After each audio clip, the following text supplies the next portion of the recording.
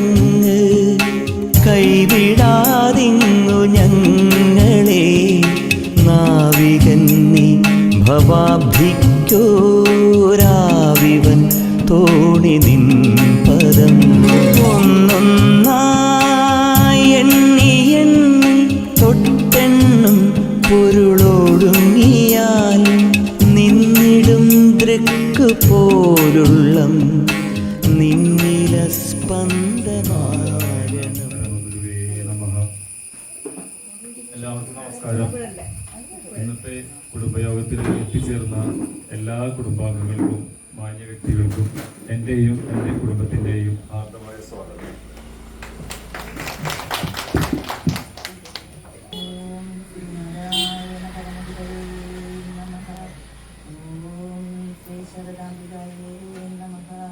ഇന്നത്തെ യോഗത്തിന്റെ അധ്യക്ഷതയിലിരിക്കുന്ന രാമകൃഷ്ണൻ ചേട്ടനെ ഈ യോഗത്തിലേക്ക് സ്വാഗതം ചെയ്യുന്നു. ഇന്നത്തെ യോഗം ഉദ്ഘാടനം ചെയ്യുന്ന ഷാജി ചേട്ടൻ, ശാഖാ സെക്രട്ടറിയെ നമ്മുടെ ഇന്നത്തെ യോഗത്തിലേക്ക് വളരെ സ്നേഹത്തോടുകൂടി സ്വാഗതം ചെയ്യുന്നു. മുഖ്യ പ്രഭാഷണം നടത്താൻ എത്തിച്ചേർന്നിട്ടുള്ള ബിജോയ് നെല്ലിപ്പറമ്പിനെ ഏറ്റവും സ്നേഹത്തിന്റെ ഭാഷയിൽ സ്വാഗതം ചെയ്യുന്നു. ആശംസകൾ അർപ്പിക്കുന്ന ചേർന്ന അശോക് ബാബു പണ്ടാരിക്കലിനെ നമ്മുടെ ശാഖാ പ്രസിഡന്റിനെ ഇന്നത്തെ യോഗത്തിലേക്ക് സ്വാഗതം ചെയ്യുന്നു. ആശംസകൾ അർപ്പിക്കുന്ന ചേട്ടനെ സ്വാഗതം ചെയ്യുന്നു. വനിതാ പ്രസിഡന്റ് ശാന്ത ചേച്ചി സ്വാഗതം ആശംസിക്കുന്നതിന് എത്തിച്ചേർന്നത് ശാന്ത ചേച്ചിയെ സ്വാഗതം ചെയ്യുന്നു. വനിതാ സംഘം സെക്രട്ടറി ഷീല ചേച്ചിയെ സ്വാഗതം ചെയ്യുന്നു. നന്ദി പറയുന്ന ശ്രീകല ചേച്ചിയെ സ്വാഗതം ചെയ്യുന്നു. എല്ലാവർക്കും നമസ്കാരം. ആദ്യമായിട്ടാണ് ഇത് നമ്മുടെ കുടുംബ സദസ്സിലേക്ക് പ്രസിഡൻ്റായിട്ടാണ് നിയോഗിച്ചിരിക്കുന്നത്. അപ്പോൾ ആദ്യമൊന്നും ഞാനത് സമ്മതിച്ചില്ല. പിന്നെ എല്ലാവരും കൂടി എന്നെ ആ പദവിയിലേക്ക് എത്തിച്ചപ്പോൾ ഞാൻ പിന്നെ അതിനെ സ്വാഗതം ചെയ്തു കയറ്റി. ഇപ്പം ഞാൻ സ്വാഗതം ചെയ്തത് നിങ്ങളുടെ എല്ലാവരുടെയും ഒരു സഹകരണയും ഐക്യമൊക്കെ കണ്ടിട്ടാണ് ഞാൻ ഏറ്റെടുത്തിരിക്കുന്നത് കേട്ടോ. എനിക്കിതിനെ പറ്റിയൊന്നും അറിയില്ല. നിങ്ങളുടേതാണ് എന്നെ പ്രോത്സാഹിപ്പിക്കേണ്ടതും എന്നെ ഇതിലേക്ക് ഉയർത്തിക്കൊണ്ടുവരേണ്ടതും നിങ്ങൾ തന്നെയാണ്. അടുത്തത് എല്ലാ കാര്യങ്ങളും പറയാനും ആമുഖമായിട്ട് പറയാനും സംഘടനാ കാര്യങ്ങളെല്ലാം പറയാനായിട്ട് ഉദ്ഘാടനം ചെയ്യാനായിട്ട് ശാഖാ സെക്രട്ടറി ശ്രീ തറയിൽ ഷാജി അവറുകളെ ക്ഷണിച്ചുകൊള്ളുന്നു. എല്ലാവർക്കും നമസ്കാരം. കേൾക്കായ ബുദ്ധിമുട്ടില്ല, അത്രയല്ല വേണം. അപ്പൊ വേദിയിലിരിക്കുന്ന നമ്മുടെ കുടുംബ സദസ്സിന്റെ പ്രിയ അധ്യക്ഷൻ, പുതുതായി ചുമതലയേറ്റ രാമകൃഷ്ണൻ ചേട്ടൻ, അദ്ദേഹത്തെ നമ്മളെ ഈ വേദിയിലേക്ക് ചേട്ടനാണ് അധ്യക്ഷൻ. സ്പെഷ്യൽ ഗസ്റ്റ് നമ്മുടെ ശാഖാ സെക്രട്ടറി സുനിത ബാബു. രണ്ടും പുതുമുഖങ്ങളാണ്. അപ്പൊ നടക്കാൻ പഠിക്കുന്നുള്ളൂ, പിച്ച് വെച്ച് വരും. അത് ശരിയാവും. ആരും ഇതാവണ്ട, നമ്മളെല്ലാവരും അങ്ങനെയാണ്. അപ്പൊ ഞാൻ വന്നപ്പോഴും അങ്ങനെ തന്നെയാണ്, കുഴഞ്ഞാണ് വീഴാൻ വരുന്നത്. അപ്പൊ പിന്നെ കുറച്ച് വരുമ്പോൾ ശരിയാവും. അതുപോലെ കൂട്ടത്തിൽ നമ്മുടെ ശാഖാ പ്രസിഡന്റ്, പിന്നെ ബിജോയ് നെല്ലിപ്പറമ്പിൽ, മുരളി, പിന്നെ നമ്മുടെ കുടുംബനാഥൻ ഷാജി. ഞങ്ങൾ പേരൊന്നാണെങ്കിൽ ആ കുമാറുണ്ട് കേട്ടോ. അപ്പൊ എല്ലാവരും, പിന്നെ ഇവിടെ കൂടിയിട്ടുള്ള നമ്മളുടെ കുടുംബദാസിന്റെ എല്ലാ അംഗങ്ങളും, എല്ലാവരോടും പറയാനുള്ള കാര്യങ്ങൾ എന്ന് വെച്ചാൽ പലരും പലപ്പോഴും പറഞ്ഞുള്ള കാര്യങ്ങളാണ്.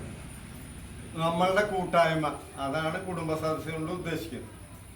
അപ്പോൾ ഇവിടെ നോക്കിയിട്ട് നമ്മുടെ തൊട്ടയലക്കത്തുള്ള നമ്മളുടെ വീട്ടുകാരുണ്ട്. എനിക്ക് മനസ്സിലാവാത്തൊരു കാര്യങ്ങൾ അതാണ്. ഗുരുദേവന്റെ സന്നിധി എല്ലാവർക്കും ഉണ്ട്. എല്ലാവരുടെ മൊബൈലിലും മെസ്സേജ് വരുന്നുണ്ട്, എല്ലാവരോടും പറയുന്നുമുണ്ട്. എന്നിട്ട് തൊട്ടടുത്തുള്ള നമ്മുടെ കുടുംബങ്ങളിലുള്ളവർ വരെ ഇതിൽ പങ്കെടുക്കാൻ വൈമുഖ്യം കാണിക്കുന്നത് എന്തുകൊണ്ടാണെന്നാണ് നമ്മൾ ഈ കഴിഞ്ഞ 4 കൊല്ലമായിട്ട് ഞങ്ങൾ ഈ കമ്മിറ്റിയിൽ ഞങ്ങളെ ചർച്ച ചെയ്യുന്നു, ചിന്തിക്കുന്നു. അതിനൊരു മാറ്റം അനിവാര്യമല്ലേ എന്നാണ് ചോദ്യം. ആ ഒരു മാറ്റം നമ്മൾ കൊണ്ടുവന്നില്ലെങ്കിൽ നമ്മളിനി എവിടെ ചെന്ന് നിൽക്കും എന്നാണ്.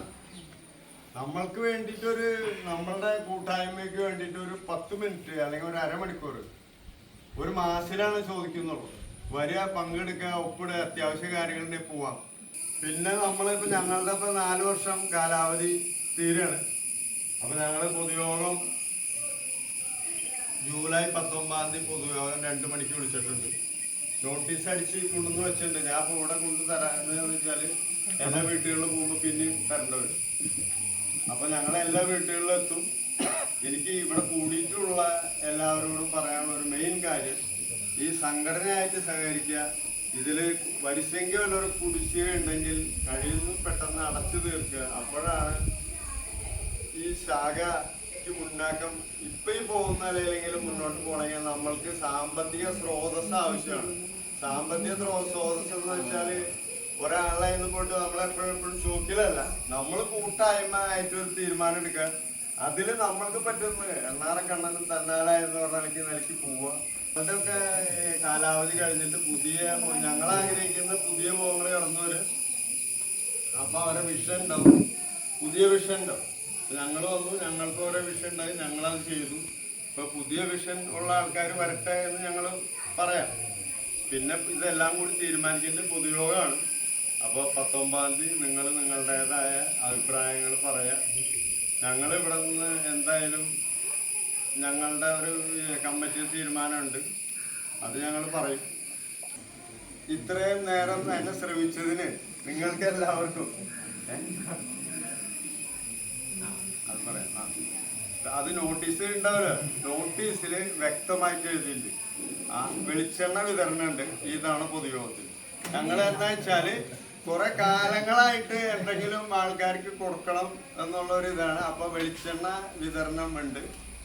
അപ്പൊ വെളിച്ചെണ്ണ വിതരണത്തിന് ഞാനൊരു കണ്ടീഷൻ വെച്ചിട്ടുണ്ട്. ഞാൻ എന്ന് പറഞ്ഞാൽ കമ്മിറ്റിയാണ് കേട്ടോ. ഞാൻ പറയുന്നത് വെച്ചാൽ എൻ്റെ പേഴ്സണൽ തീരുമാനങ്ങളല്ല. കമ്മിറ്റി ഒരു കണ്ടീഷൻ എന്ന് വെച്ചാൽ 6 മാസത്തിൽ കൂടുതൽ കുടിശ്ശിക വരുത്തരുത്. അതിപ്പോ ഞങ്ങൾ മരണാനന്തര സഹായം ചെയ്യുന്നത് അതേപോലെ തന്നെയാണ്.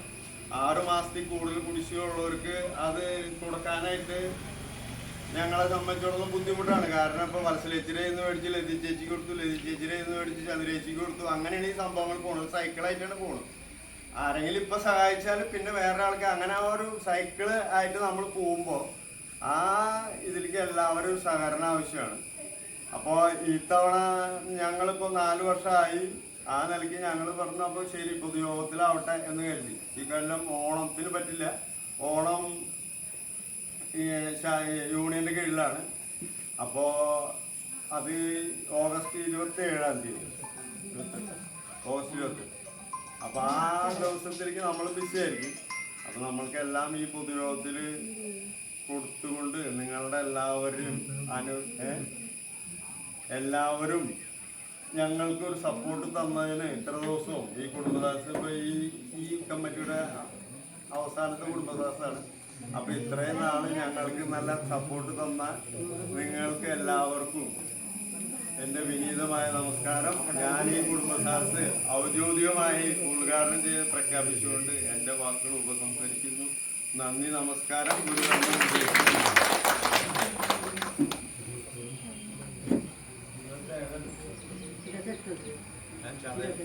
ഹലോ. അപ്പൊ സൗമ്യനും ശാന്തനും സ്പീക്കറെ നോക്കി സംസാരിക്കാൻ, നല്ലോണം സംസാരിക്കാൻ അറിയാവുന്നതുമായ, പിന്നെ ലോകത്തിൽ എവിടെ എന്ത് നടന്നാലും ആ വിഷയങ്ങൾ ക്രോഡീകരിച്ച് ഇവിടെ സദസ്സിന് മുമ്പിൽ അവതരിപ്പിക്കാൻ പറ്റിയ ഒരാളാണ് നമ്മുടെ പണ്ടാരിക്കൽ ശ്രീ ബാബു. ആ ബാബുവിനെ ഞാൻ ആമുഖ സംഭാഷണത്തിലേക്ക് ക്ഷണിച്ചു കൊടുക്കും. വേദിയിലിരിക്കുന്ന നമ്മുടെ പ്രിയങ്കര രാമകൃഷ്ണേട്ടൻ, ശ്രീത, നമ്മുടെ ശാഖ സെക്രട്ടറി ഷായി ചേട്ടൻ,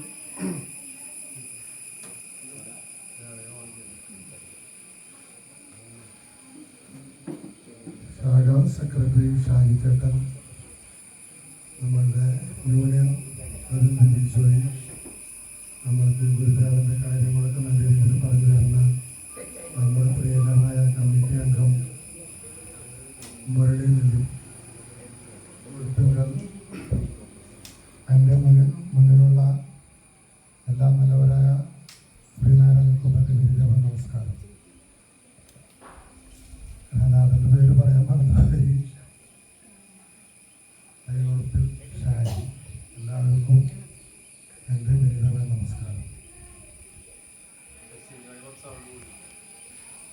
നമ്മൾ ഇന്ന് ശ്രീഗുരു കുടുംബ ട്രസ്റ്റിൻ്റെ സദസ്സിലാണ് നമ്മൾ ഇരിക്കുന്നത്. അതും ഞങ്ങളുടെ ഇനി അടുത്ത മാസം ഒരു കുടുംബ സ്വത്തും കൂടി ഞങ്ങളുടെ കമ്മിറ്റിയിലുണ്ടായിരിക്കും. അത് കഴിഞ്ഞാൽ പുതിയ കമ്മിറ്റി ആയിരിക്കും കുടുംബ സദസ്സിനെ അഭിസംബോധന ചെയ്യുക. പിന്നെ നമ്മൾ ഈ പറഞ്ഞത് ഇപ്പോൾ ഷായച്ചേട്ടൻ പറഞ്ഞ പോലെ നമ്മൾ എല്ലാവരും നമ്മുടെ സംഘടനയ്ക്ക് വേണ്ടി നമ്മൾ ഓരോരുത്തരും ഇന്ന ആളെന്നൊന്നുമില്ല, എല്ലാവരും പ്രവർത്തിച്ചാലാണ് ഈ സംഘടന മുന്നോട്ട് പോകുന്നത്.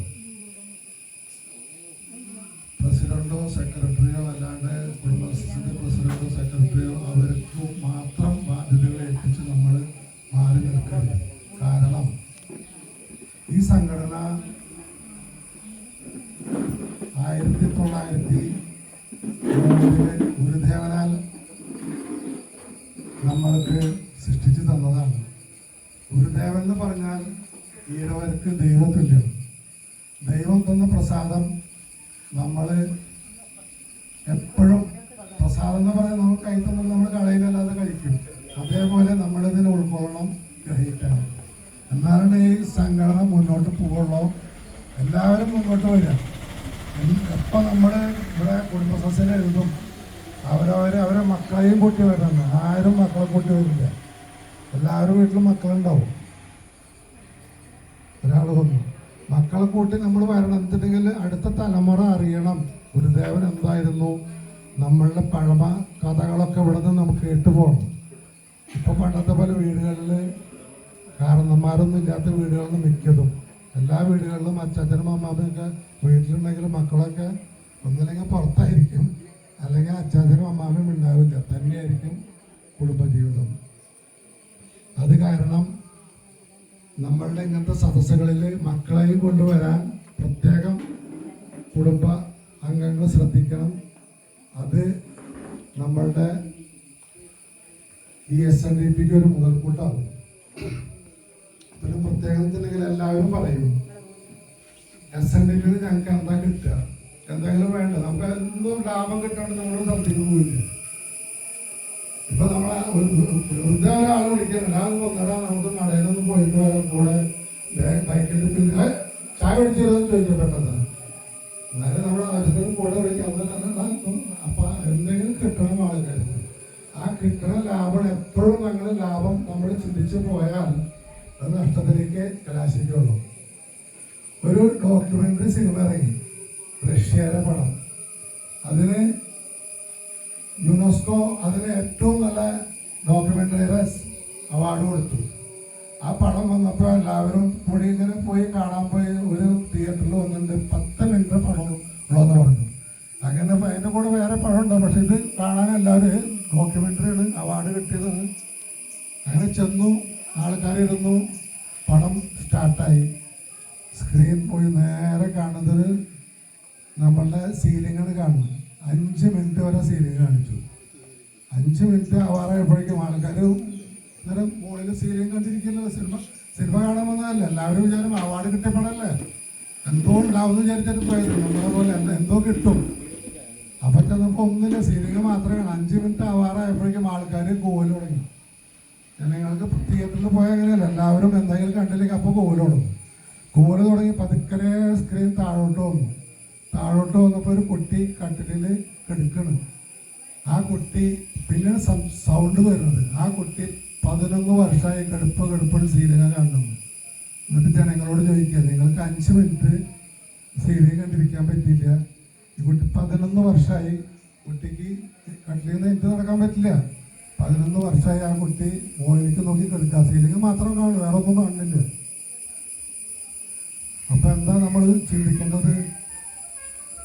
അപ്പം എപ്പോഴും ഏത് കാര്യം അത് ആ പടത്തിനാണ് അവാർഡ് കൊടുത്തത്. 10 മിനിറ്റിൻ്റെ പാടുള്ള 5 മിനിറ്റ് അവർ ടോക്കൺ കൊടുത്തു. നമ്മൾക്ക് ചിന്തിക്കരുത് എപ്പോഴും നമുക്ക് എന്തെങ്കിലും കിട്ടുന്നത്. ചിലപ്പോൾ കിട്ടാത്തതിന് കുറേ വലിയ കഥകൾ പറഞ്ഞു പോകും. അപ്പം അതേപോലെ തന്നെ നമ്മുടെ ഈ SNDP എപ്പോഴും നമ്മൾക്ക് ഇതിന് കിട്ടണം എന്ന് ലാഭം ചിന്തിക്കരുത്. നമ്മൾ ഇതിലേക്ക് ഇറങ്ങി വരിക, ഇതിനോടുകൂടി പ്രവർത്തിക്കുക. പ്രവർത്തിക്കാൻ നമുക്ക് സ്ഥാനമാനങ്ങൾ കിട്ടണമെന്നൊന്നുമില്ല, പുറത്തു നിന്നാലും പ്രവർത്തിക്കാം. പുറത്തുനിന്ന് ആൾക്കാർ ക്വസ്റ്റ്യനുകൾ ചോദിക്കും, അതിനെപ്പറ്റി കുറ്റങ്ങൾ പറയും. അതല്ല, ഒന്ന് പ്രവർത്തിക്കണം, അകത്ത് വന്ന് പ്രവർത്തിക്കണം, എന്നാലേ സംഘടന വളരുള്ളൂ. എപ്പോഴും നമ്മുടെ സംഘടനയെ വളർത്താൻ നോക്കുക. നമ്മുടെ ഗുരുദേവൻ നമുക്ക് തന്നൊരു ലോകത്തിലെ ഏറ്റവും വലിയ അനുഗ്രഹം എന്ന് തന്നെ പറയാം. അത് നമ്മുടെ പ്രത്യേകം ബിജോയ് എടുത്തെടുത്ത് പറയാറുണ്ട്. ഇത്രമാത്രം ഞാൻ പറഞ്ഞുകൊണ്ട് എൻ്റെ വാക്കുകൾ നിർത്തുന്നു. എല്ലാവർക്കും ഒരിക്കൽ കൂടി എൻ്റെ വിനീതമായ നമസ്കാരം. ഗുരുധർമ്മം വിജയിക്കട്ടെ.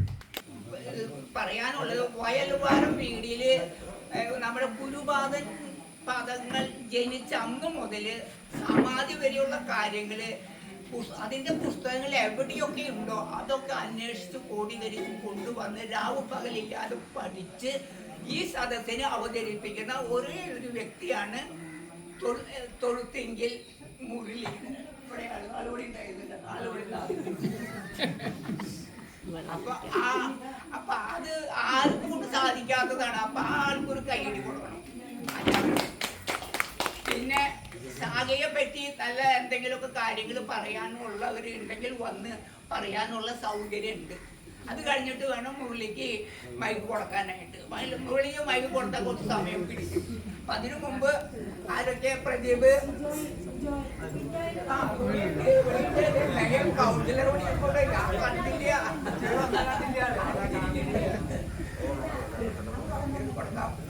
അപ്പൊ ആരെങ്കിലും ഉണ്ടെങ്കിൽ വന്നു കഴിഞ്ഞാൽ സംസാരിച്ചു കഴിഞ്ഞാൽ അടുത്ത് നമുക്ക് കൗൺസിലർക്ക് കൈമാറാം.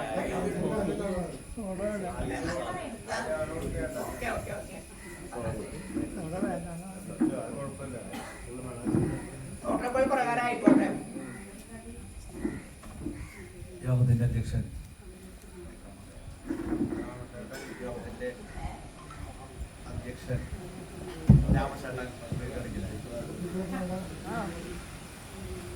നമുക്കെല്ലാവർക്കും സ്വാഗതം പറഞ്ഞ ശാഖയുടെ നമ്മുടെ ശാഖയുടെ പ്രിയനായ സെക്രട്ടറി ഷാഖേട്ടൻ, പ്രസിഡന്റ് ബാബുചേട്ടൻ, ഇവിടെ എത്തിയിട്ടുള്ള പ്രിയ ശ്രീനാരായണരെ, മാനവരാശിക്ക് അറിവും വെളിച്ചവും പകർന്നു നൽകിയ മഹാഗുരുവിൻ്റെ 172ാമത് തിരു അവതാര പിറവി ദിനമാണ് ആഗസ്റ്റ് 28 ശനിയാഴ്ച. യൂണിയൻ തലത്തിലാണ് ഇപ്രാവശ്യത്തെ വിശേഷ ചതയദിനം ആഘോഷിക്കുന്നത്. നമ്മൾ ഇന്നേ പറയുന്നത് നമ്മുടെ വീടുകളിലൊക്കെ എന്തെങ്കിലുമൊക്കെ കാര്യങ്ങളുണ്ടെങ്കിൽ അത് മാറ്റി വെച്ചുകൊണ്ട് ഈ ചതയ ദിനം നമ്മളെല്ലാവരും ഇവിടെ എത്തിയിട്ടുള്ള എല്ലാവരും അതോടൊപ്പം എത്താത്തവരെയും അറിയിച്ചുകൊണ്ട് നമ്മുടെ യൂണിയനിലുള്ള ആ വലിയ വർണ്ണാഭമായ ഘോഷയാത്രയിൽ എല്ലാവരും പങ്കെടുക്കണം. കഴിഞ്ഞ വർഷത്തെ ചതയദിന യൂണിയനിൽ നടന്ന 3 വർഷങ്ങൾക്ക് മുമ്പ് യൂണിയനിൽ നടന്ന ഘോഷയാത്രയിലും നമ്മുടെ ശാഖയിൽ നിന്ന് നല്ല പ്രാതിനിധ്യമുണ്ടായിരുന്നു. ഈ വർഷത്തെ ചതയദിന ജയന്തി ആഘോഷത്തിലും വലിയൊരു പ്രാതിനിധ്യം നമ്മുടെ ശാഖയിൽ നിന്നുണ്ടാകണം. അതുകൊണ്ടാണ് നേരത്തെ പറഞ്ഞത്. നേരത്തെ ഷാജിയേട്ടൻ പറഞ്ഞ പോലെ നമ്മുടെ കുടുംബ സദസ്സിൽ 40ഓളം പേരാണ് പങ്കെടുത്തിട്ടുള്ളത്. 150ഓളം വീടുകളുണ്ട്. അപ്പം നമുക്ക് നമ്മുടെ കുടുംബ സദസ്സിൽ എത്തിയിട്ടുള്ള എല്ലാവരും വളരെ ആരോഗ്യപരമായ ചർച്ച വളരെ അത്യാവശ്യമാണ്. നമ്മുടെ ഈ കുടുംബ സദസ്സിനെ വളരെ നല്ല രീതിയിൽ കൊണ്ടുപോകുന്നതിന് വേണ്ടിയും അതോടൊപ്പം നമ്മുടെ കുടുംബ സദസ്സിൽ നല്ലൊരു പ്രാതിനിധ്യം ഉണ്ടാകുന്നതിന് വേണ്ടിയുള്ള മുന്നൊരുക്കങ്ങൾ ഇവിടെയുള്ളവരുടെ എത്തിയിട്ടുള്ള നിങ്ങളെല്ലാവർക്കും വ്യത്യസ്തങ്ങളായ ആശയങ്ങളുണ്ടായിരിക്കാം. അത് പറഞ്ഞു കഴിഞ്ഞാൽ നടപ്പിലാക്കാമെന്ന് നമ്മുടെ പുതിയ പ്രസിഡന്റും സെക്രട്ടറിയും എല്ലാമാണ് ഇന്നിവിടെ ഈ കുടുംബ സദസ്സ് ആരംഭിക്കുന്നത് എന്നുള്ളത്. അപ്പോൾ നമുക്ക് വളരെ നല്ല രീതിയിൽ 172ാമത് തിരുവവതാര പ്രയോജനമാണ് വരുന്നത്. മഹാഗുരു ജനിച്ചിട്ട് 172 വർഷങ്ങൾ തികയുമ്പോൾ നമ്മളിന്ന് സംഘടനാപരമായി എത്രമാത്രം ശക്തരായി നിൽക്കുന്നു എന്നുള്ളതിൻ്റെ ഒരു വലിയ ചോദ്യചിഹ്നമാണ് ഇന്ന് ഈ വർത്തമാനകാലം നമ്മളോട് ചോദിക്കുന്നത്. മറ്റുള്ള ഇതര സമുദായങ്ങളെല്ലാം തന്നെ സംഘടനാപരമായി വലിയ രീതിയിൽ എന്ന് തന്നെ പറയാം ശക്തമായി നിലകൊള്ളുന്ന ഒരു കാഴ്ചയാണ് നമ്മൾ കാണുന്നത്. എന്നാൽ ഇന്ന് നമ്മൾ വേണ്ടത്ര രീതിയിൽ ഒരു വിഭാവനം ചെയ്ത സംഘടന കൊണ്ട് ശക്തരാവുക എന്നുള്ള ഒരു വലിയ ദർശനത്തെ നമ്മൾ എത്രമാത്രം മനസ്സിലാക്കുന്നു അല്ലെങ്കിൽ തിരിച്ചറിയുന്നു എന്നുള്ളതാണ് ഈ വർത്തമാന കാലഘട്ടത്തിൻ്റെ പ്രത്യേകത. ഇതര സമുദായങ്ങളെല്ലാം സംഘടനാപരമായി സംഘടിച്ച് ശക്തരായി നമുക്ക് പോലും ലഭിക്കേണ്ട ന്യായമായ അവകാശങ്ങൾ അവർ നേടിയെടുത്ത് കൊണ്ടുപോകുന്ന വളരെ ദുഃഖകരമായ ഒരു കാഴ്ചയാണ് നമ്മൾ കാണുന്നത്. പ്രാതിനിധ്യമനുസരിച്ച് ഏതൊരു ഭരണ സംവിധാനത്തിലും നമുക്ക് ലഭിക്കേണ്ട ന്യായമായ അവകാശങ്ങളുണ്ട്. അത് നമുക്കിന്ന് വേണ്ടത്ര രീതിയിൽ ലഭ്യമാകുന്നില്ല. അതിനെല്ലാം തന്നെ നമ്മൾ തന്നെയാണ് അതിന് ഉത്തരവാദികൾ. നമ്മൾ സംഘടനാപരമായി ശക്തരായി നിന്നാൽ നമുക്ക് ലഭിക്കേണ്ട ന്യായമായ അവകാശങ്ങൾ നമുക്ക് നേടിയെടുക്കാൻ സാധിക്കും. മറ്റു ഇതര സമുദായങ്ങളെല്ലാം തന്നെ അവരുടെ ആ സംഘടനാ ശക്തി ഉപയോഗപ്പെടുത്തിക്കൊണ്ടാണ് ഇന്ന് ഈ കാലഘട്ടത്തിൽ അവർക്ക് അന്യായമായെന്ന് തന്നെ പറയാം, ന്യായമല്ലാത്ത അവകാശങ്ങൾ പോലും നേടിയെടുത്തു കൊണ്ടുപോകുമ്പോൾ നമുക്ക് ലഭിക്കേണ്ട നമ്മുടെ സ്വത്താണ്, നമ്മുടെ രാജ്യത്തിൻ്റെ ഒരു ഈഴവ സമുദായത്തിനുള്ളതാണ്. പക്ഷെ അതിന്ന് ഇവിടെ നമുക്ക് ലഭിക്കുന്നില്ല. നമുക്കറിയാം, സംവരണം സ്കൂൾ തലത്തിൽ തൊട്ട് കുട്ടികളുടെ ആയാലും ടീച്ചർമാരുടെ എല്ലാ സംവരണ തത്വങ്ങളെയും അട്ടിമറിച്ചുകൊണ്ടാണ് ഇവിടെയുള്ള പല സർക്കാർ ജോലികളിലും എല്ലാം തന്നെ ഇന്ന് നിയമനങ്ങൾ നടക്കുന്നത്. നമ്മളിന്ന് വേണ്ടത്ര രീതിയിൽ സംഘടിച്ച് ശക്തരല്ലാതെ നിൽക്കുന്നതിൻ്റെ ഏറ്റവും വലിയ ഒരു എന്താ പറയുക, അതിൻ്റെ വിഷമം അനുഭവിക്കാൻ പോകുന്നത് വരാൻ പോകുന്ന തലമുറയിലെ കുട്ടികളാണ്. ഇന്ന് സർക്കാർ ജോലിയിൽ ഈഴവർക്ക് 16% ഉള്ളപ്പോൾ ഇന്ന് പല മേഖലകളിലും എടുത്തു നോക്കിയാൽ 8%, 9% ഒക്കെയാണ് ഈഴവരുള്ളത്. മറ്റ് സംഘടിത സമുദായങ്ങൾ അവരാണ് അത് കൈയടക്കി ഇന്ന് മുന്നോട്ട് പോകുന്നത്. എന്തായാലും കൂടുതൽ ദീർഘിപ്പിക്കുന്നില്ല. 2 കാര്യങ്ങളാണ്. നമ്മുടെ കുടുംബ സദസ്സ് വളരെ നല്ല രീതിയിൽ പോകുന്നതിന് വേണ്ടിയുള്ള ആരോഗ്യപരമായ ചർച്ച ഉണ്ടാവണം.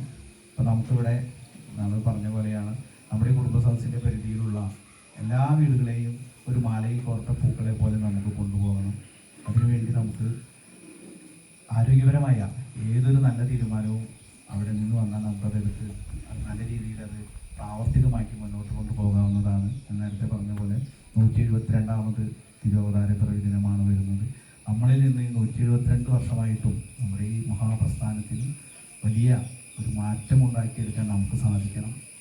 നേരത്തെ പറഞ്ഞ പോലെ കുട്ടികളെയാണ് നമ്മളിവിടെ കൊണ്ടുവരാൻ പറയാറുള്ളത്. പക്ഷേ കുട്ടികളൊന്നും തന്നെ ഒരു കുട്ടിയാണ് എത്തിയിട്ടുള്ളത്.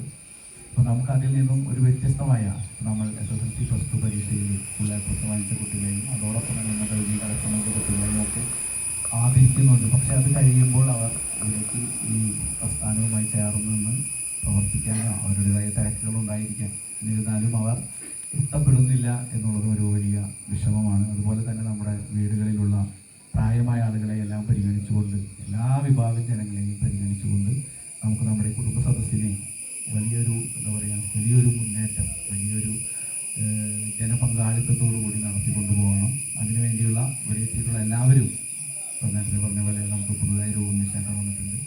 അതുപോലെ എല്ലാവരെയും നമുക്ക് നമ്മുടെ ഈ 155 വീടുകളിലെയും അംഗങ്ങളെയും നമുക്കിവിടെ കൊണ്ടുവന്നുകൊണ്ട് അവരിൽ നിന്നെല്ലാം തന്നെ വേണ്ട നിർദ്ദേശങ്ങൾ സ്വീകരിച്ച് നമുക്കിത് വളരെ ഭംഗിയായി കൊണ്ടുപോകാൻ വേണ്ടിയുള്ള എല്ലാവിധ അനുഗ്രഹവും മഹാഗുരു ഓരോരുത്തർക്കും നൽകട്ടെ എന്ന് വളരെ ആത്മാർത്ഥമായി പ്രാർത്ഥിച്ചുകൊണ്ട് ഞാൻ എൻ്റെ എളിയ വാക്കുകൾ ഉപസംഹരിക്കുന്നു. ഗുരുകർമ്മവും വിജയിക്കട്ടെ. 2 വാക്ക് പറയാൻ ആഗ്രഹിക്കുന്നു.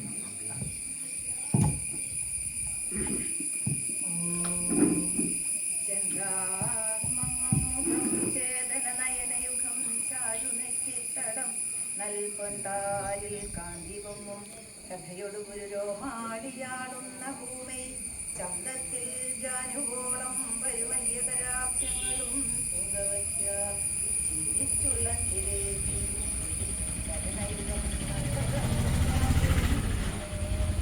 ഓം ശ്രീനാരായണ ഓം ശ്രീ ശാരദാംബികേ നമഃ.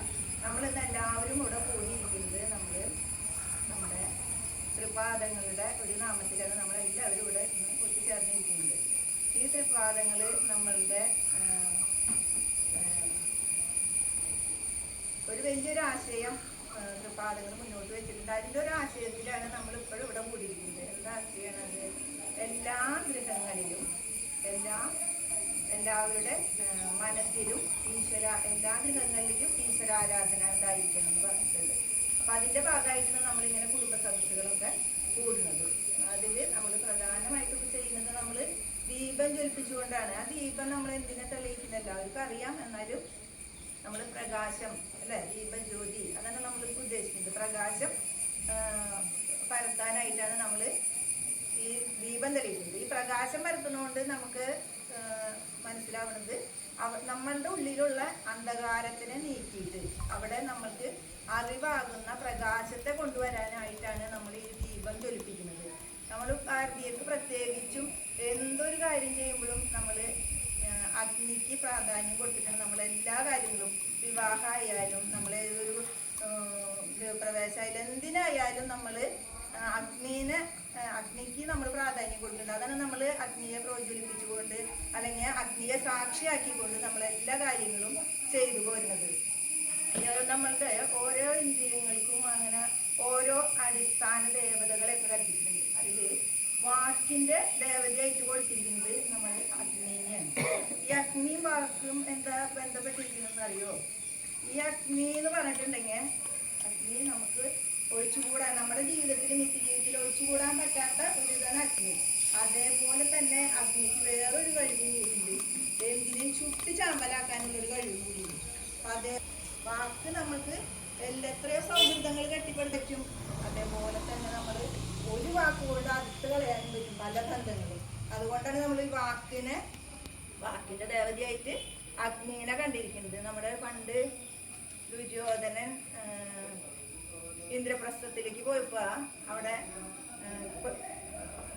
അതിന്റെ പണിതിട്ടുള്ള അതിന്റെ ഭംഗി കൊണ്ട് മുന്നിൽ പുള്ളാണെന്ന് തെറ്റിദ്ധരിച്ചിട്ട് ഉടുത്തിരിക്കുന്ന വസ്ത്രം അല്പം പൊക്കി പിടിച്ചിട്ട് അവർ കൂടെ നടക്കുമ്പോ പട്ടുപാവിലിരുന്ന ദ്രൗപദി ഇത് കണ്ടിട്ട് കളിയാക്കും ദുര്യോധനനെ. അന്ധന്റെ മകൻ അന്ധൻ തന്നെ എന്ന് പറഞ്ഞിട്ട് കളിയാക്കും. അന്ന് ദുര്യോധനന്റെ മനസ്സിലേറ്റ ആ മുറിവാണ് പിന്നീട് പാഞ്ചാലിയുടെ വസ്ത്രാക്ഷേപത്തിൽ വരെ എത്തി. അത് ഒരു ഭാരത യുദ്ധം ഉണ്ടാവാനായിട്ട് നമ്മൾ ഒരു കാരണമായിട്ട് അത് പറയുന്നുണ്ട്. അങ്ങനെയുള്ള ഒരു മുറിവ് മനസ്സിനേറ്റതുകൊണ്ട് അതൊക്കെ കാരണം കൊണ്ടാണ് ഈ വാക്കിനെ നമ്മൾ അഗ്നിയുടെ ദേവതയായിട്ട് കാണുന്നത്.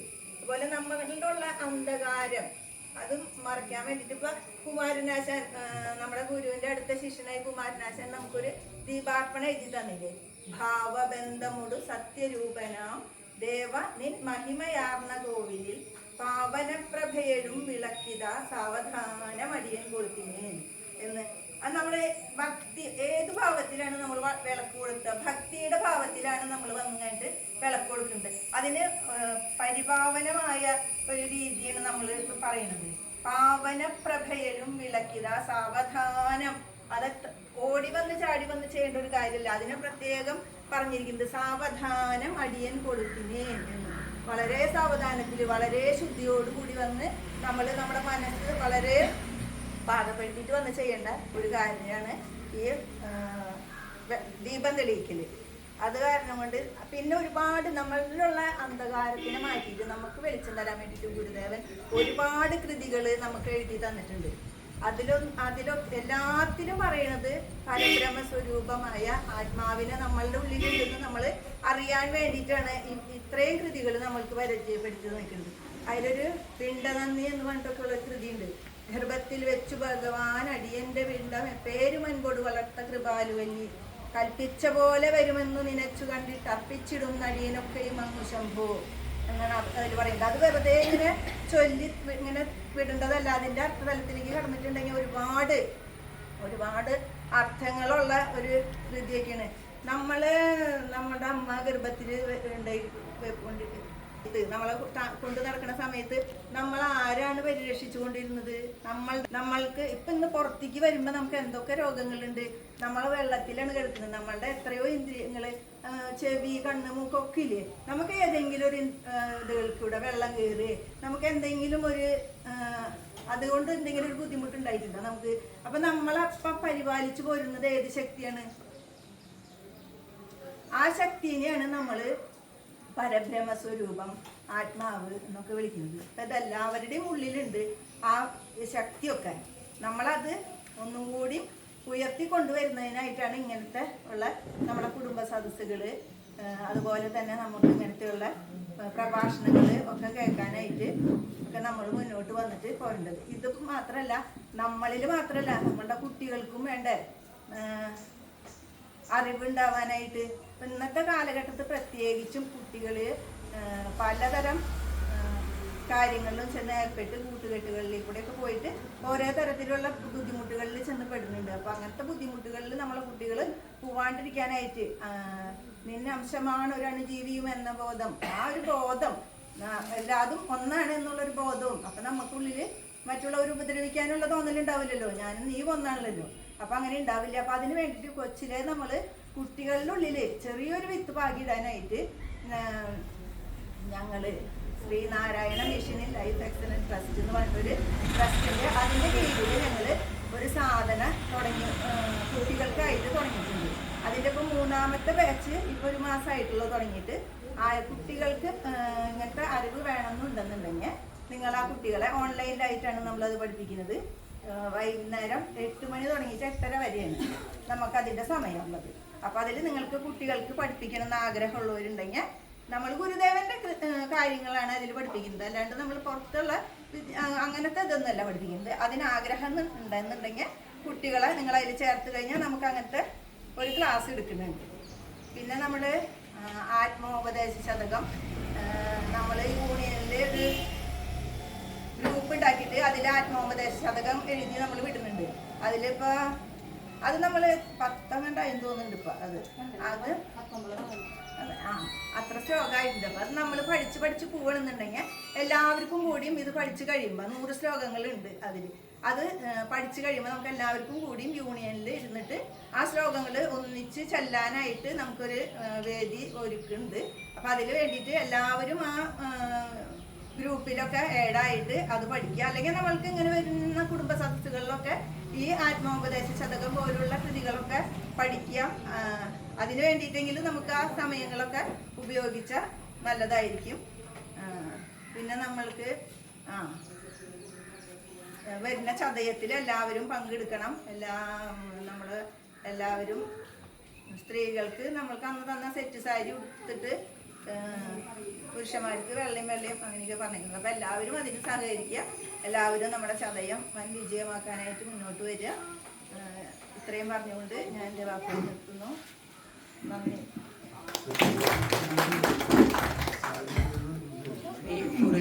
മുരളിയെ ഈ വേദിയിലേക്ക് ക്ഷണിച്ചുകൊള്ളുന്നു. വേദിയിലുള്ള മഹത് വ്യക്തികളെ, സദസ്സിലുള്ള എൻ്റെ ശ്രീനാരായണീയരെ, എല്ലാവർക്കും നമസ്കാരം. നമ്മളെപ്പോഴും ഈ ഒരു പ്രത്യേകിച്ച് SNDP ശാഖയിൽ നമ്മൾ സംസാരിക്കുമ്പോൾ ആദ്യം തന്നെ നമ്മുടെ ഗുരുവിൻ്റെ പാദം നമ്മളൊന്ന് മനസ്സിൽ സ്മരിക്കണം. ഗുരുവിനെ നമ്മൾ വളരെ സ്നേഹപൂർവ്വം ഒന്ന് നമസ്കരിച്ചതിന് ശേഷം നമ്മൾ സംസാരിക്കാൻ തുടങ്ങും. അപ്പോൾ നമുക്ക് വാക്കുകളെ ഉണ്ടാകുന്നില്ല. ഞാൻ പലപ്പോഴും ഞാനത് അങ്ങനെ പരീക്ഷിച്ച് നോക്കിയിട്ടുണ്ട്. ഇന്ന് ഞാൻ വരുമ്പോൾ ചെറിയൊരു സംഭവം ഞാൻ മനസ്സിൽ കരുതിയിട്ടാണ് വന്നത്, അല്ലെങ്കിൽ ഞാൻ പ്രിപ്പയർ ചെയ്തിട്ട് അദ്ദേഹം പറഞ്ഞ പോലെ വന്നു.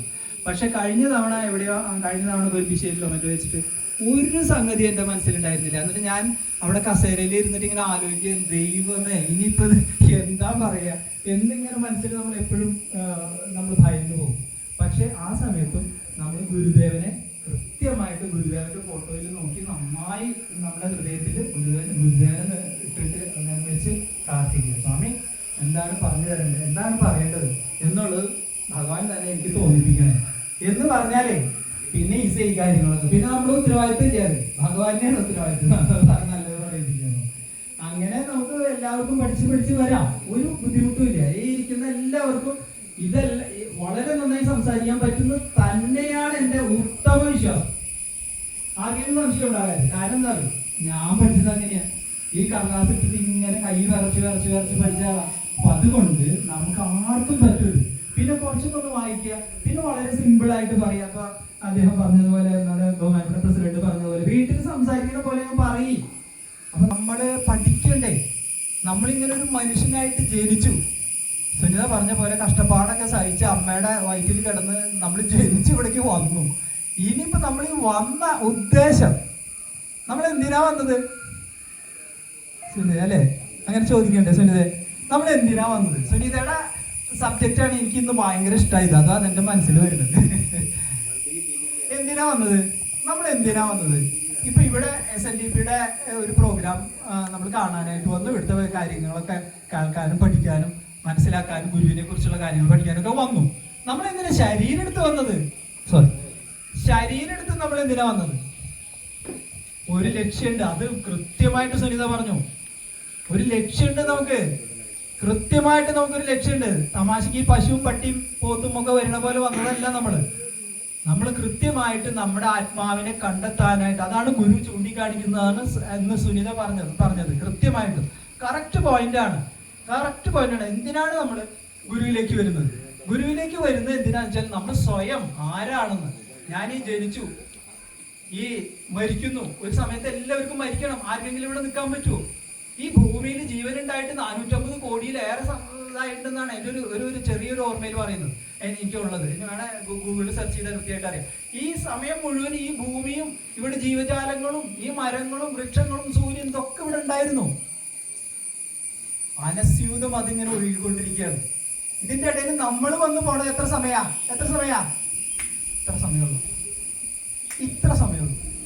ഉറപ്പാണ് ആ കാര്യം. നിങ്ങൾ വേണമെങ്കിൽ കണക്ക് കൂട്ടി നോക്കിക്കോളൂ. ഈ ഭൂമി ഉണ്ടായിട്ട്, ഭൂമിയിൽ ജീവൻ ഉണ്ടായിട്ട് എത്രയോ അനേകായിരം വർഷങ്ങളായി. ഈ വർഷങ്ങളെ കമ്പയർ ചെയ്ത് നോക്കുമ്പോൾ നമ്മുടെ ആയുസ് എന്തോരുണ്ട്? ഇത്രയുള്ളോ? ഒരു കുമിള വന്നു പോണ പോലെ. അദ്ദേഹം പറഞ്ഞില്ലേ, ഒരു കുമിള വന്നു പോണ പോലെ നമ്മുടെ ആയുസുള്ളൂ. പക്ഷെ ഈ ഒരു സമയത്ത് നമ്മൾ എന്തൊക്കെയാ കാട്ടിക്കൂട്ടുന്നത് അല്ലേ? നമ്മുടെ ജീവിതത്തിൽ എന്തൊക്കെയാ നമ്മള് പ്രതീക്ഷ വെച്ച് മുന്നോട്ട് പോകുന്നു, അടിയുണ്ടാക്കുന്നു, ബഹളുണ്ടാക്കുന്നു. അവസാനം ഒരു തിരിച്ചറിവിന്റെ നിമിഷത്തിൽ നമ്മൾ എന്ത് ചെയ്യും? ഗുരുവിലേക്ക് വന്നു. ഭാഗ്യവാന്മാർ. നമ്മൾ ഭാഗ്യവാന്മാരാണ്. ഗുരു ഇത് കാണിക്കാൻ വന്ന ആളാണ്. ഗുരു നമ്മുടെ യഥാർത്ഥ ലക്ഷ്യം കാണിക്കാൻ വന്നതാണ്. അപ്പൊ നമ്മള് ഭാഗ്യവാന്മാരാണോ അല്ലയോ? ഇവിടെ എത്രയോ പേരുണ്ട്. ഇവിടെ ഇത്ര 40-45 ആളല്ലേ വന്നിട്ടുള്ളൂ. അപ്പൊ ഈ വന്ന ആൾക്കാർ കൃത്യമായിട്ട് ഭാഗ്യവാന്മാരാണ്. എങ്ങനെയാണ്? നമ്മളെ തന്നെ കണ്ടെത്താനുള്ള ശ്രമം നമ്മൾ നടത്തിയില്ലെങ്കിൽ എന്ത് സംഭവിക്കും? നമ്മുടെ ഈ ജന്മം മറ്റേ പശുവോ പട്ടിയൊക്കെ ചത്തുപോണ പോലെ അത് പോകും. അതിൽ നിന്ന് മറികടന്നുകൊണ്ട് നമ്മൾ എങ്ങനെ അന്വേഷിക്കണം, എങ്ങനെ നമ്മൾ ആത്മീയതയിൽ മുന്നേറണം, എന്ത് വിശ്വസിക്കണം, എന്ത് നമ്മൾ വിശ്വസിക്കരുത്, ഇതൊക്കെ പഠിപ്പിക്കുന്ന ഒരു സംഘടനയാണ് ഈ SNDP. ഇപ്പൊ കഴിഞ്ഞ ദിവസം യൂണിയനിൽ ഒരു പ്രോഗ്രാം ഉണ്ടായപ്പോൾ അവിടെ കുറെ കുട്ടികൾ വന്നിരിക്കുന്നു. അപ്പൊ അതില് ചെല്ലാനായിട്ട് എന്നോട് ഫോണിൽ വിളിച്ച് പറഞ്ഞു. അമരദാസ് പറഞ്ഞിട്ടായിരിക്കണം എന്നാണ് എനിക്ക് തോന്നുന്നത്. വിളിച്ചു. അപ്പൊ അവിടെ ചെന്നപ്പോഴ് കുറെ കുട്ടികൾ, എത്രയോ നല്ല മിടുക്കന്മാരായിട്ടുള്ള കുട്ടികൾ. ആ കുട്ടികൾ വന്നിട്ട് അവര് ഇതിന്റെ ഈ വിളക്ക് തെളിയിക്കാനും അതിന്റെ കാര്യങ്ങളൊക്കെ നോക്കാനൊക്കെ അവർ എത്ര ഉഷാറായിട്ടാണ് നടക്കണേ. അപ്പൊ അതുപോലെ നമ്മുടെ ഭാഗത്തുള്ള കുട്ടികളെ നമ്മൾ ഇതിനകത്തേക്ക് ഈ ഒരു ഫോൾഡിലേക്ക് കൊണ്ടുവന്നിട്ട് നമ്മൾ അവരെ ട്രെയിൻ ചെയ്യണം. എങ്ങനെയാണ് നമുക്ക് മുന്നോട്ട് പോകേണ്ടത്. അല്ലാതെ എപ്പോഴും നമ്മൾ തന്നെ മുന്നിൽ എല്ലാത്തിൻ്റെയും വേണമെന്നൊന്നുമില്ല. കുട്ടികളെ നമ്മൾ കൊണ്ടുവന്നില്ലെങ്കിൽ എന്തായി സംഭവിക്കുക? നെക്സ്റ്റ് ജനറേഷൻ വന്നില്ലെങ്കിൽ അത് ഗ്യാപ്പായി പോകും, അത് അവസാനിച്ചു പോകും. നമ്മൾക്ക് ശേഷം ഇത് മുന്നോട്ട് പോകണ്ടേ? നമ്മുടെ സംഘടന നമ്മുടെ മുന്നോട്ട് പോകണ്ടേ? അതിന് നമുക്ക് കുട്ടികളെ ട്രെയിൻ ചെയ്യണം, ചെറുപ്പക്കാരെ ട്രെയിൻ ചെയ്യണം. അത് മസ്റ്റാണ്. ചെറുപ്പക്കാർ വന്ന് നമ്മുടെ ഈ സിസ്റ്റം പഠിച്ച് അവർക്ക് കോൺഫിഡൻസ് കൊടുത്ത്, ഇപ്പൊ സുനിതയെ പോലെയൊക്കെയുള്ള ആൾക്കാരിൽ ഇനി ചെറുപ്പക്കാർ വന്ന് അവരെ നമ്മൾ വളരെ ഹൃദയപൂർവ്വം അവരെ സ്വാഗതം ചെയ്തിട്ട് അവർക്ക് വേണ്ട ഉപദേശങ്ങൾ കൊടുത്ത്, ഒരു തവണ തെറ്റ് കാണിക്കുമ്പോഴേക്കും ബഹളം വെക്കാൻ പാടില്ല. ഒരു തവണ തെറ്റി ഒരു കുട്ടി വന്നു, ഒരു കാര്യം ചെയ്ത് തെറ്റി, നീ എന്താ അങ്ങനെ ചെയ്തേ, അങ്ങനെ ചെയ്യാം, അങ്ങനെ പാടില്ല. അപ്പൊ വളരെ സാവകാശം അവരോട് വിളിച്ച്, മോനെ അല്ലെ മോളെ, ഇത് ഇങ്ങനെയാണ് നമ്മൾ ചെയ്യേണ്ടത്, ഇങ്ങനെയാണ് നമുക്ക് പഠിപ്പിച്ചു തന്നിട്ടുള്ളത്. ആ രീതിയിൽ വളരെ വാക്ക് അഗ്നിയാണ്. പറഞ്ഞു കേട്ടില്ലേ? എല്ലാ കാര്യമുണ്ട്. വാക്ക് അഗ്നിയാണ്. ഈ ഒരു വാക്ക് കൊണ്ട് തന്നെ നമുക്ക് നല്ലതും ഉണ്ടാക്കാം, വളരെ മോശമായിട്ടുള്ള നമ്മുടെ മരണം വരെ സംഭവിക്കാവുന്ന കാര്യങ്ങളും ഉണ്ടായേക്കാം. അപ്പോ നമ്മൾ ശ്രദ്ധിക്കേണ്ട കാര്യങ്ങളാണ്. വളരെയധികം നമ്മൾ നമ്മുടെ ജീവിതത്തിനെ ഗൗരവപൂർവ്വം എടുക്കണം. അതാണ് വളരെ പ്രധാനപ്പെട്ട ഒരു കാര്യം. നമ്മുടെ ജീവിതത്തിനെ നമ്മൾ ഗൗരവപൂർവ്വം എടുക്കണം. കുറെ പ്രശ്നങ്ങളും കുറെ ദുരിതങ്ങളും കുറെ പ്രശ്നങ്ങളും നമ്മുടെ മുന്നിലുണ്ടാവും. ഇതൊക്കെ മുന്നിൽ വെച്ചുകൊണ്ട് തന്നെ നമ്മൾ ഒരു കൈ എവിടെ പിടിക്കണം?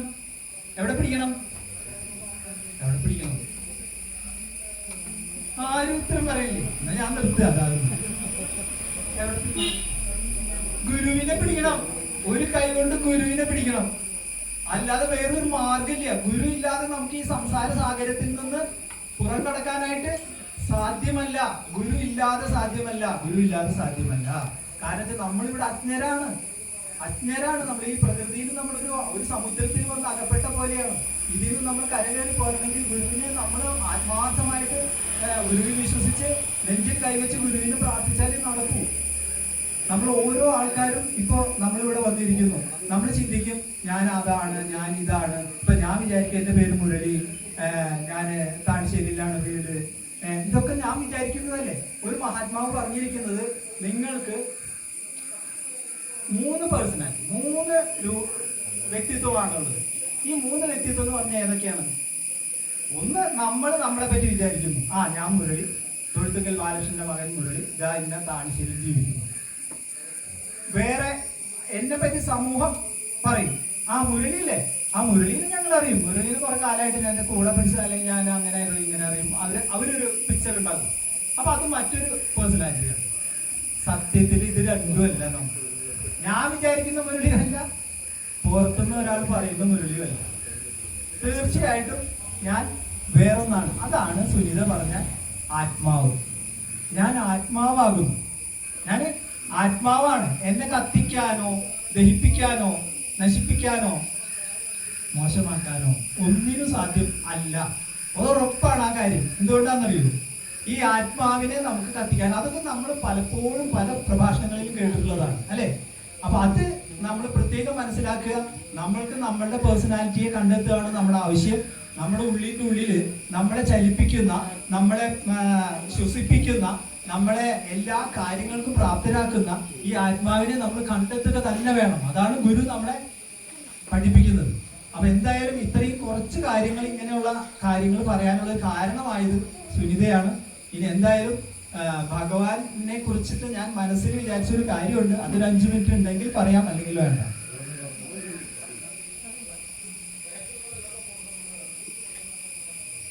ഭഗവാന്റെ അത്ഭുതങ്ങളാണ് നമ്മളെ ഭഗവാനിലേക്ക് അടുപ്പിക്കുന്നത്.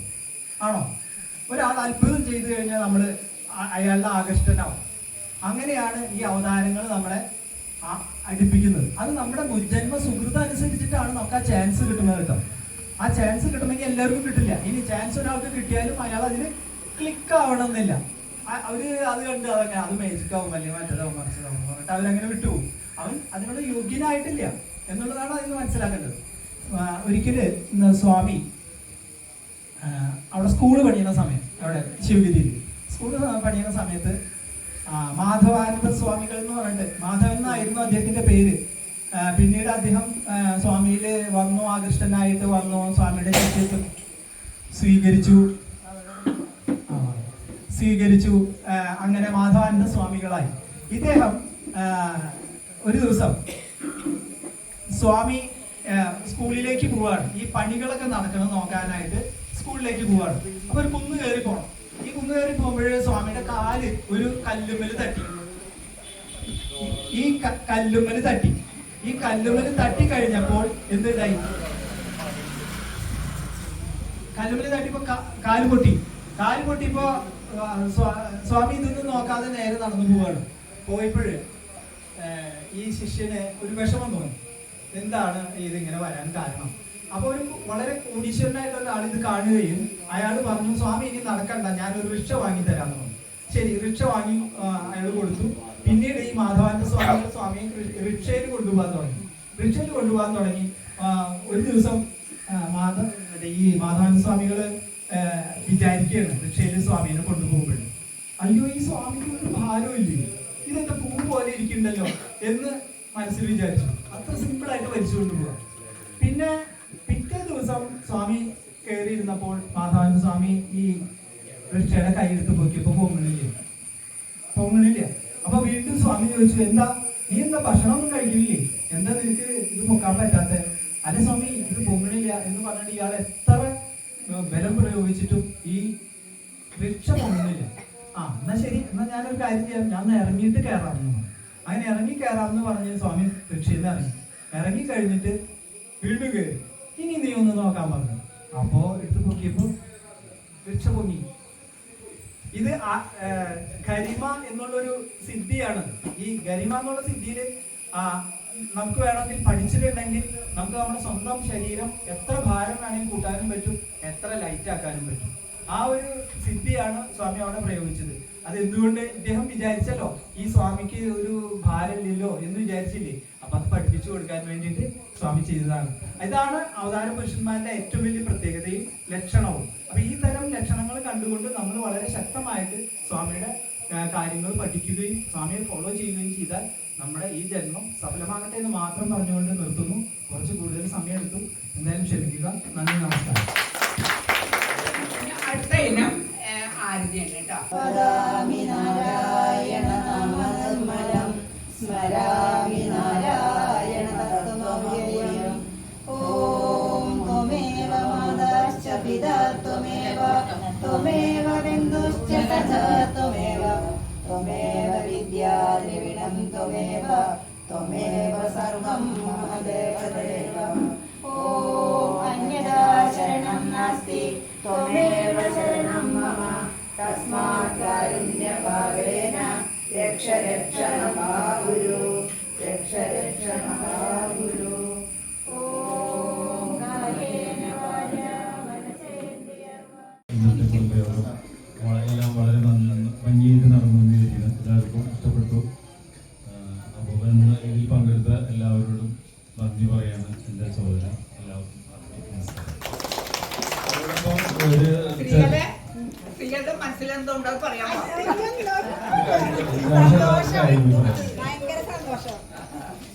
അത് മനസ്സിൽ വെച്ച് കൊണ്ടുപോകില്ല. അത് ഓപ്പണായിട്ട് എല്ലാവർക്കും വിട്ടുകൊടുക്കുക. എല്ലാവരും അനുഭവിക്കട്ടെ, എല്ലാവരും അനുഭവിക്കട്ടെ. ഒരു കാര്യം കൂടി പറയാനുണ്ട്, ചെറിയ സന്തോഷം പങ്കുവയ്ക്കുന്നുണ്ട്. ഞാനും രാമശേട്ടൻ, ലതിയേച്ചി, പിന്നെ മനസ്സിലേച്ചി, അങ്ങനെ ഒരു 9 പേര് കൂടിയിട്ട് കഴിഞ്ഞ മാസം ശിവഗിരിയിൽ പോയില്ലായിരുന്നു. ഗുരുധർമ്മ പ്രചാര സഭയുടെ ഭാഗമായിട്ട് പോയത്. 3 ദിവസം അവിടെ സ്റ്റേ ചെയ്തു. ഞങ്ങൾ അവിടെ ഈ ശാരാമണത്തിന്റെ മുന്നിൽ നിന്ന് അർച്ചന ചെയ്യുന്നത് ശിവഗിരി മാസിക എന്നൊരു മാസം പ്രതി മാസിക ഇറക്കുന്നുണ്ട്. ഒരു മാസം 300 അല്ല, ഒരു കൊല്ലത്തിൽ 300 രൂപയുള്ള പൈസയ്ക്ക് എല്ലാ മാസം കിട്ടും ഓരോന്ന്. അപ്പൊ അതില് ഇത് ഞങ്ങളായിട്ട് മുന്നിലേക്ക് അർച്ചന ചെയ്ത പടം ഇതിൽ അടിച്ചു വന്നിട്ടുണ്ട്. അത് കണ്ടപ്പോൾ സന്തോഷം തോന്നി.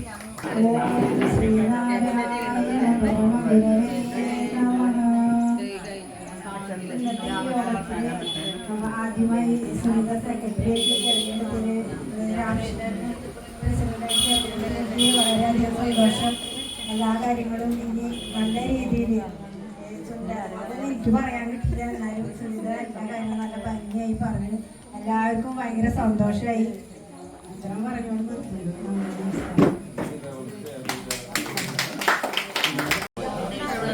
അടുത്ത കുടുംബ സദസ്സ് എൻ്റെ വീട്ടിലാണ്. എല്ലാവരും എത്തിച്ചേരുക. വഴി മുസ്ലിം പള്ളിയുടെ അടുത്ത് മറ്റ് സെന്ററിൽ പള്ളിയാള് ഒക്കെ അടുത്താണ്.